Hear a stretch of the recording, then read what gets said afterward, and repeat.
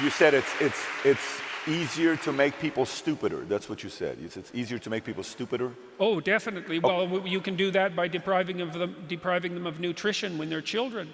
I mean, one of the things we know, and this is from Bjorn Lomborg's work, which I would really recommend. Lomborg has put together a team of economists to rank order problems in the world by return on investment in solving them.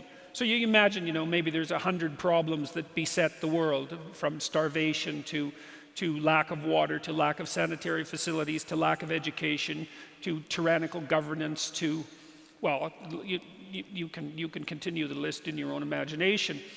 What Lomborg did was consult very high-level economists who he put in teams to find out where you get the biggest return for your foreign policy dollar over a reasonable stretch of time, and it's clearly the case that if you invest in early childhood nutrition, that pays off at about 250 to 1. And so one of the ways that you can impair children's intelligence permanently is by ensuring that they don't have enough to eat when they're very young. And that's actually something that can be addressed very inexpensively, and it's to everyone's benefit. So that's one way you can make people. Oh yes. So let me ask you this: do you think media makes us smarter or stupider?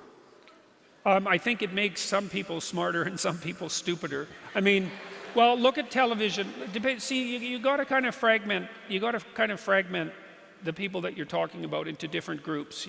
It's like asking whether daycare is good for kids or not.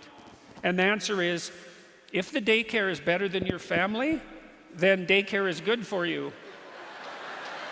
And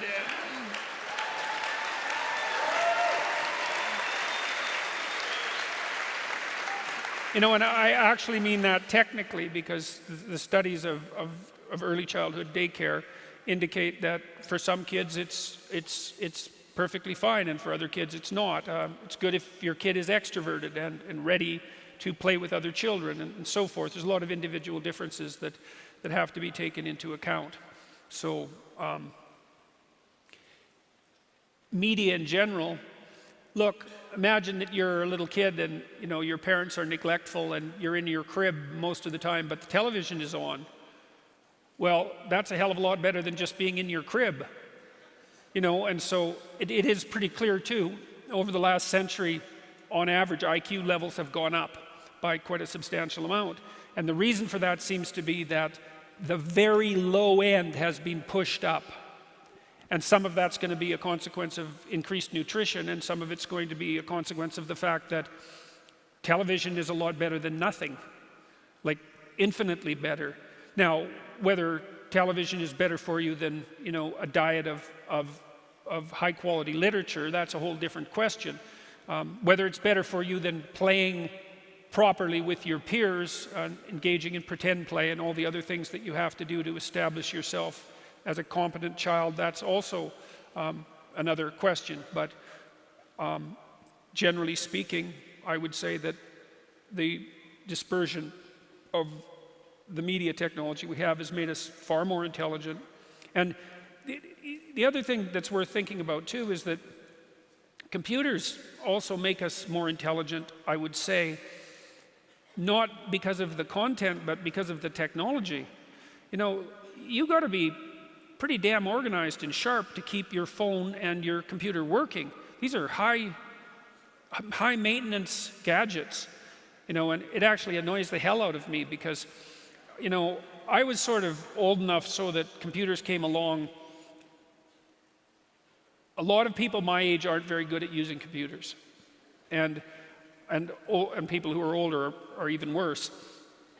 I made a decision when the computers started to become omnipresent, and so that would have been about 1993, that I was going to spend a year, and that was the first year that I was teaching in Boston, pretty much doing nothing but figuring out how Intel 486s worked. And it meant there was a lot of other things that I had to put on hold, but I did become a competent computer user, and I'm pretty fast. But my son, it's just annoying as hell to watch him on the computer and on the phone, and my graduate students as well, because they're so much faster than me that it's not even funny, and I'm not really accustomed to being slower than someone else in the room. And so You know, it's you know, the other thing you see too is that, I mean, certainly I would say if my son and my daughter are both competent technology users, my son in particular, although my daughter has her shining spots too, especially for use of social media. But you know, if I had children now, the one thing I would bloody well make sure that they knew was how to use a computer, how to program, man. Because if you're smart and you can use a computer, you are so much smarter than you are if you're just smart that it's not even funny. You know, and you talk to people, you see this in Silicon Valley all the time. You talk to people who are expert computer users. They are so bloody powerful, it is just beyond belief. So, and that's going to do nothing but expand, right? Because Moore's law is not dead, and computers are doubling in power every 18 months, and who the hell knows where that's going to go. So your kids, they should know everything they possibly can about how to spin a computer on their finger like a basketball player. So